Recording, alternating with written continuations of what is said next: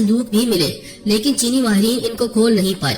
ماہرین ایک مرتبہ پھر سے جدید آلات اور ایکس رے مشینوں کے ذریعے کوہ ارارات کا تفصیلی دورہ کرنے والے ہیں، تاکہ تمام رازوں سے پردہ ہٹانے کے علاوہ امریکی سائنسدانوں کے سوالات کا جواب دے سکے۔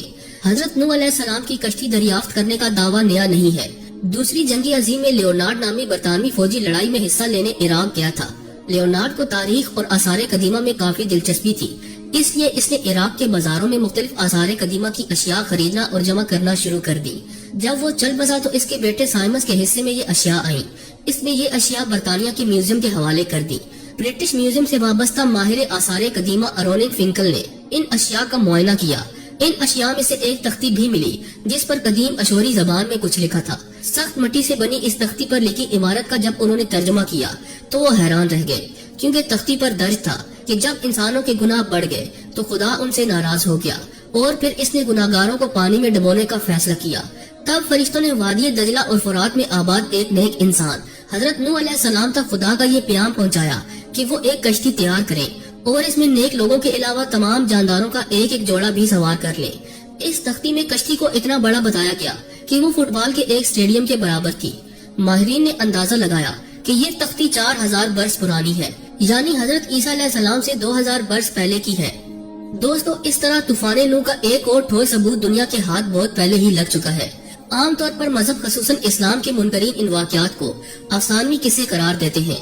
یہ تمام ثبوت ان کی آنکھیں کھولنے کے لیے کافی ہیں۔ اس تختی پر یہ بھی لکھا ہے کہ حضرت نوح علیہ السلام کی کشتی آج کل کی کشتیوں کی طرح لمبی نہیں تھی، بلکہ بیضوی یعنی انڈے نما تھی۔ اس زمانے میں دجلہ اور فرات میں اسی طرز کی کشتیاں چلتی تھی۔ کشتی کے ٹھہرنے کے مقام کے بارے میں قرآن مجید کی سورۃ الہود کی آیت نمبر 44 میں بتایا گیا کہ وہ ایک بلند مقام جودی پر جا کر رکی تھی۔ عراق اور شام کے قدیم باشندے بابل کے دور میں یہ سمجھتے تھے کہ حضرت نوح علیہ السلام کی کشتی کوہ کردہ پر ٹھہری تھی۔ یہ مشہور پہاڑ جزیرہ ابن عمر کے قریب واقع ہے۔ یہ مقام بھی اب ترکی کے حصے میں ہے، تاہم عراق کی سرحد اس سے متصل ہے۔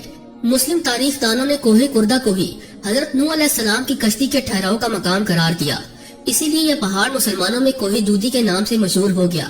تاہم عیسائی مبلغین کا کہنا ہے کہ کشتی کوہ ارارات پر جا کر رکی تھی اور یہ پہاڑ آرمینیا اور ترکی کی سرحد پر ہے۔ حضرت نوح علیہ السلام کو ثانی آدم کے علاوہ شیخ الانبیاء کا خطاب بھی عطا ہوا، کیونکہ آپ وہ پہلے پیغمبر ہیں جو انسانیت کی طرف بھیجے گئے۔